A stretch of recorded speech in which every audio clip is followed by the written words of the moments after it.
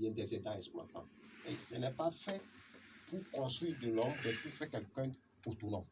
On est là seulement pour dire qu'on a des diplômes, mais il va falloir que des parents trouvent du génie pour que l'enfant puisse être autonome. Parce que nous, on a compris peut-être tard qu'on a perdu le temps au collège et au lycée. Si on savait, on devait déjà au collège commencer par faire de l'élevage, bien pas faire quelque chose. Il y a plein de choses. Et aussi, il va falloir que... il y a plein de terrains. Par exemple, moi, nous sommes en train de chercher un terrain vide. Il y a des gens qui ont des terrains vides. Quand vous avez des terrains vides, accompagnez les jeunes. Et il y a des jeunes aussi ont besoin aussi de l'eau. Il faut des forages. Des jeunes ont besoin, ce qui gêne aussi par exemple, le problème de l'élevage, c'est les intrants, c'est l'aliment. Ça coûte trop cher. Les jeunes ont besoin que ça soit subventionné. Il y a aussi les médicaments, etc. C'est-à-dire qu'il faudrait tout un programme. Et l'État va nous dire qu'il n'a pas les moyens. Mais on a les moyens. Parce qu'on a les riches nationaux, nos frères qui sont dans la diaspora.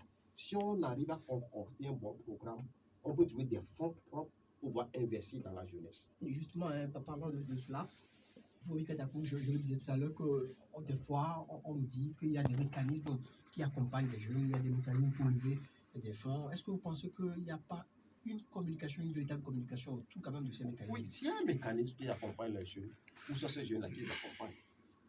Ces mécanismes-là, ça fait combien d'années? 3, 5 ans. Combien de jeunes ils ont accompagnés? Quel est le résultat? C'est de ça qu'il s'agit. Ces jeunes qu'ils ont accompagnés là, ils emploient combien de personnes? Quel est l'impact financier de leur activité aujourd'hui?